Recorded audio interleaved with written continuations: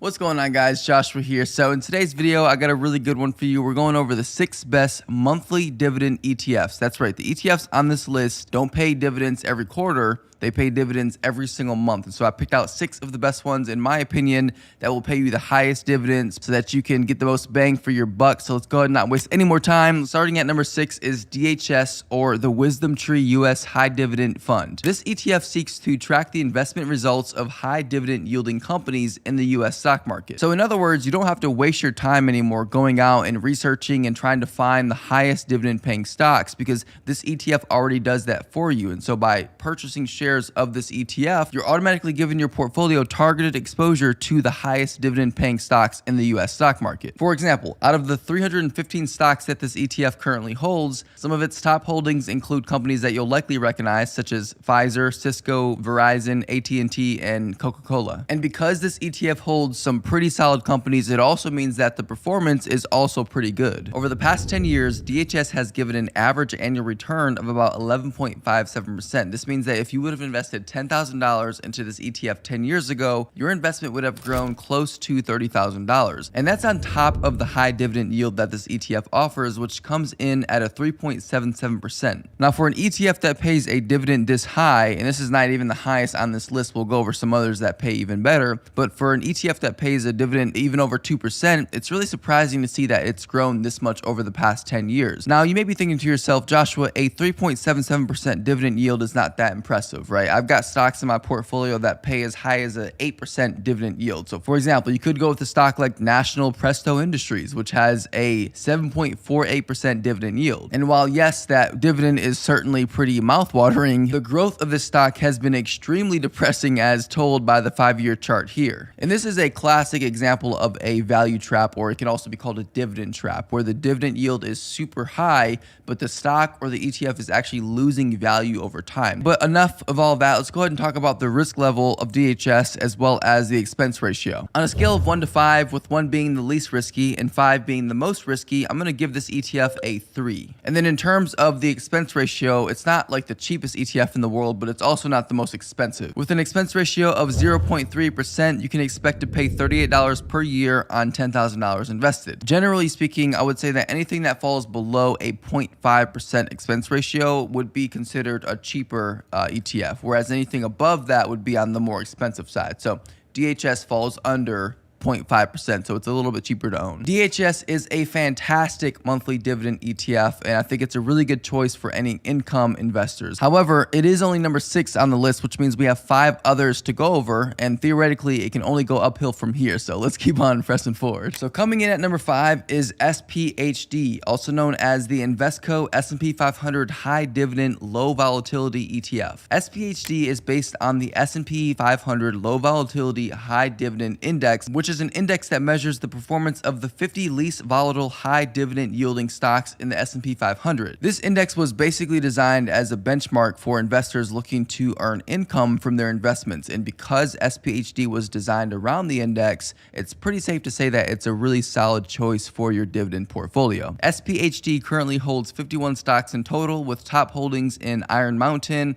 ExxonMobil, and some other potentially less familiar companies. This ETF was founded in 2012, which means that we can't actually look at the 10-year performance of the ETF. However, since its inception, you can see that this ETF has had a yearly return of about 11.03%. This means that $10,000 invested back in 2012 would be worth a little bit over $23,000 today. Again, considering that this is a high yield dividend ETF, it's really impressive to see that your investment will experience good capital appreciation on top of the high dividend that you're receiving every single month. And speaking of dividends, this ETF will pay you a monthly dividend of 3.86%. And by the way, if you aren't completely familiar with what the dividend yield means and how that translates into money into your pocket, I'll explain that a little bit later in the video, so make sure you stick around and watch until the end so that you can see what that means and how that affects you. Morningstar rates this ETF as a 3 on the risk scale, and considering that it only invests in low volatility stocks, I think 3 is a fair rating. The expense ratio comes in at a 0.30%, which means you'll be paying $30 per year on $10,000 invested. invested. If you are an income investor or somebody who's looking to potentially live off of your dividend payments,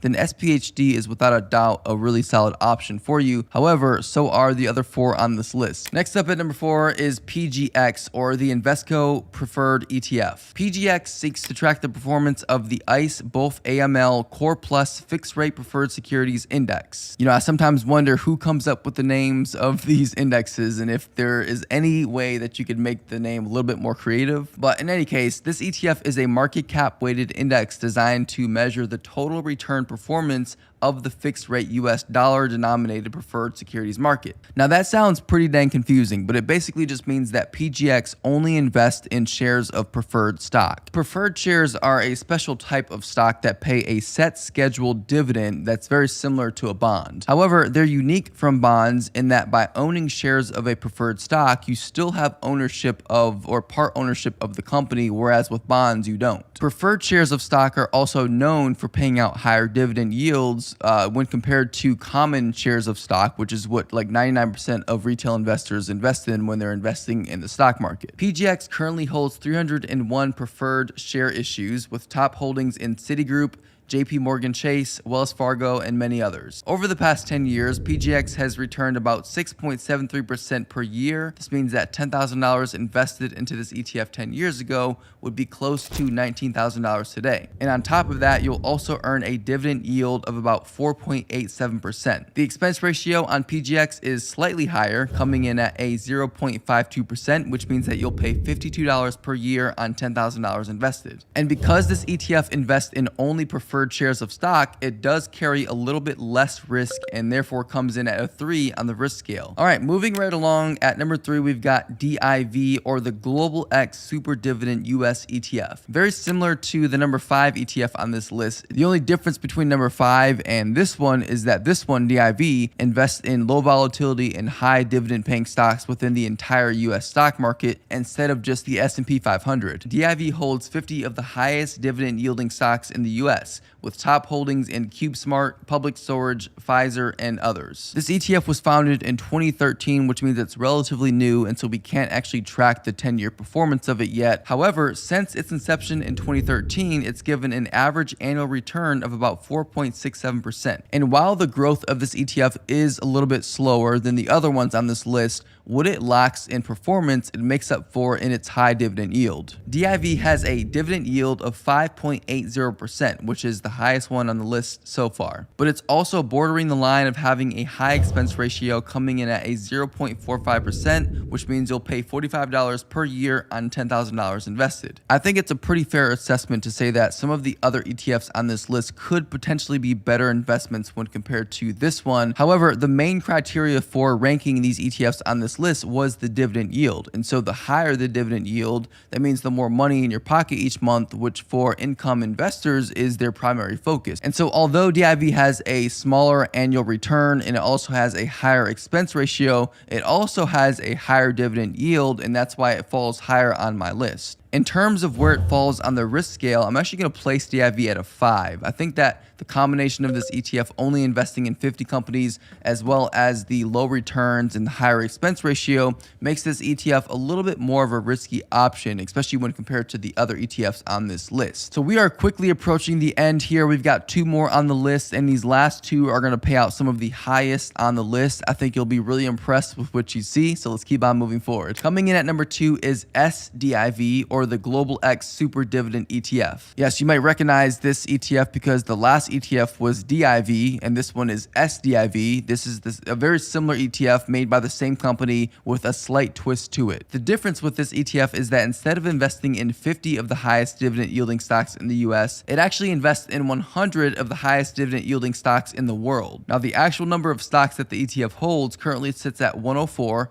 with top holdings in China Power International, Yanzhou Coal, I'm not sure if I pronounced that right, and some other names that you likely won't recognize. Over the past 10 years, this ETF has only returned about 3.10% per year on average, which means that $10,000 invested 10 years ago would be worth only about $13,600 today. And so even though your hypothetical $10,000 investment is not losing value, it's still not growing as much as it would be if you were to invest in, say, a growth ETF or even something like VOO. However, like I've repeated in different ways multiple times in the video so far, typically what you lose in capital appreciation, you're gaining in the dividends, right? The two are sort of working in an inverse relationship. The more dividends you earn, the less capital appreciation of that ETF or of that stock you'll experience. But if you're investing for income anyways, that should be fine for you. As long as the ETF or the stock is not losing value over the years. For example, if you were to invest $10,000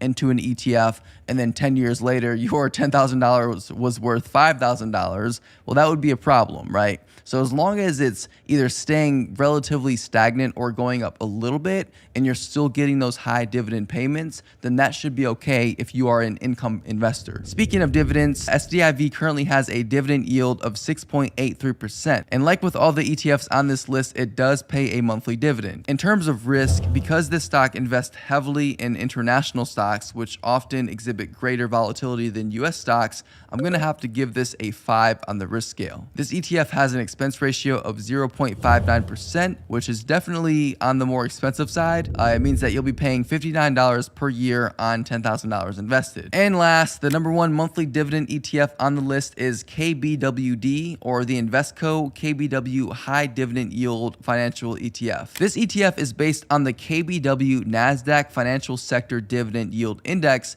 which is a dividend yield weighted index consisting of U.S. financial companies with high dividend yields that are usually engaged in the business of providing some type of financial product or service. This could be something like banking or insurance or loans or something along those lines. This ETF only holds about 41 stocks with top holdings in some names that you likely won't recognize. All of these are financial companies that provide financial services and products. Now, although this ETF's performance will never be able to compete against like Cathie Wood's ARK ETF or anything like that, it's still a relatively good performing ETF, especially for something that pays such a high dividend yield. The current 10-year average sits at about 8.75% per year. This means that $10,000 invested 10 years ago would have grown to around the upper $19,000 range. However, where this ETF really shines and why it sits at number one on the list is its super high dividend yield, which currently sits at a juicy 7.37% according to Invesco's yield performance details. However, that high yield definitely comes with a price, and that price comes in the form of a significantly higher expense ratio than all the other ETFs on this list, with a 1.24% expense ratio. That's more than double the cost of the most expensive ETF on this list, SDIV, which had an expense ratio of 0.59%. In terms of risk, this ETF is currently a 5 on the risk scale because it only invests in 41 companies, and they're all financial companies whose performance will vary based on the interest rate environment in the US. And so yes, while this ETF certainly does have the highest dividend yield of all the other ETFs on this list, it also has the highest expense ratio, and it comes with some other risk factors as well that should be worth considering when deciding which of these ETFs to choose for your investment portfolio. Okay, now I want to transition and talk with you for a moment about the actual dividend yield and what that means for you in terms of money in your pocket. Like, how can you look at the dividend yield and determine the face dollar amount that you're going to receive based off of that dividend yield percentage? Let's talk about that. The first thing that you should know is that stocks pay out dividends on a per share basis. And so let's say, for example, you've got a stock that pays a $2 dividend and you own 10 shares of that stock. Well, that means that you're going to receive $20 per year worth of dividends. Now, if you actually wanted to find the exact dollar amount that you would receive per share of stock that you own based off of the dividend yield percentage, there's actually a really easy formula that you can use. And so I'll put it up on the screen here. So all you do is you take the dividend yield percentage. So we'll use KBWD as the example. So this ETF has a dividend yield of 7.37%. So we'll take that 7.37% and we'll divide it by 100, and then you times it by the current price of the stock or the ETF. And so in this example, KBWD at the time of this recording is currently trading at $20.41. That's the current price of the ETF. So dividend yield divided by 100 times the price of the stock or ETF. Hit enter, and that'll give you your actual face dollar amount that you'll earn per share of the stock or ETF that you own. So for KBWD, you would earn roughly $1.50 in dividends per year per share of the ETF that you own. Now, that may not sound like a lot of money, right? And if you only own one share of this ETF, then yeah, that's not a lot of money at all. If you divide 150 by 12, you'll earn less than like 12 cents or something per month in dividends. But the idea is that you want to own as many shares of a dividend ETF or dividend stock as possible. So for example, let's say that you own 1,000 shares of KBWD. Well, that would be $1,500 per year in dividend payments, right? And then if you wanted to see how much you would earn in monthly dividends, you would just divide that number by 12. So 1,500 divided by 12, I believe, is 125. And so that's $125 per month in dividend payments that you would be receiving that could easily go toward a bill or two, depending on your lifestyle, depending on the things that you're paying for. That's not bad. And if you wanted to increase that monthly dividend, you would obviously just go and buy more shares of the dividend stock or of the dividend ETF to increase the amount of dividends that you're earning each month. This is how people live off of their dividends. They own so many shares of a dividend paying stock or dividend paying ETF that they're able to comfortably live off of the dividends alone. So I hope that you found some value in this video. If you did and you have not already hit that like button, please do me a huge favor and tap the like button. It would mean the world to me. Also, if you like content like this and you have not yet subscribed to my channel, subscribe, turn on the bell notification so that you can be notified whenever I do post. I appreciate you guys sticking around until the end. It means a lot to me. And as always, I will see you again very soon. Take care.